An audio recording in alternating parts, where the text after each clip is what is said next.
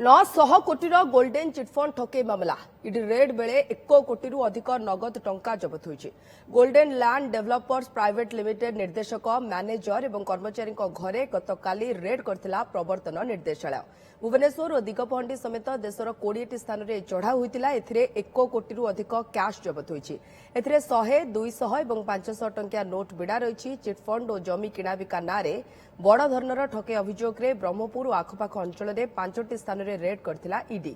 ବ୍ରହ୍ମପୁର ଗୋଷାଣୀ ନୂଆଗାଁ, ଶକ୍ତିନଗର, ଲାଞ୍ଜିପଲ୍ଲୀ ସହିତ ଦିଗପହଣ୍ଡିରେ ଜମି କିଣାବିକାରେ ଲିପ୍ତ ଥିଲା ବିଲ୍ଡର ଏବଂ ବ୍ୟବସାୟୀଙ୍କ ଘରେ ରେଡ୍ ହୋଇଛି। ଇଡିର 5 ଜଣିଆ ଟିମ୍ ଦିଗପହଣ୍ଡିରେ 10 ଘଣ୍ଟାରୁ ଅଧିକ ସମୟ ଧରି ଚଢ଼ାଉ କରିଥିଲା।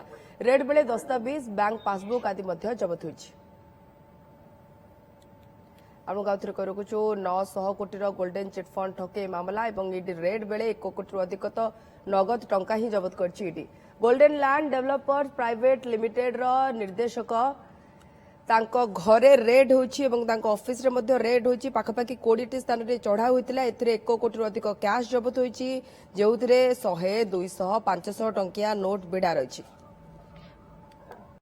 ଦିଗପହଣ୍ଡି ପଦନାପୁରର କେ ବୈକୁଣ୍ଠ ପାତ୍ରଙ୍କ ଘରେ ଦୀର୍ଘ 10 ଘଣ୍ଟା ଧରି ଇଡି ତଦନ୍ତ କରିଥିବା ବେଳେ ବହୁ ଗୁରୁତ୍ୱପୂର୍ଣ୍ଣ କାଗଜପତ୍ର ନେଇ ଫେରିଛି। କିନ୍ତୁ ଏନେଇ ଇଡି ପକ୍ଷରୁ କୌଣସି ପ୍ରତିକ୍ରିୟା ମିଳିନଥିବା ବେଳେ ବୈକୁଣ୍ଠ ପାତ୍ର ମଧ୍ୟ କୌଣସି ପ୍ରତିକ୍ରିୟା ରଖିନାହାନ୍ତି।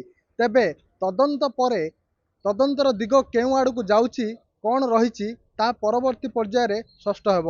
ଦିଗପହଣ୍ଡି ପଦନାପୁରରୁ ସତ୍ୟନାରାୟଣ ପାଢ଼ୀ, OTV।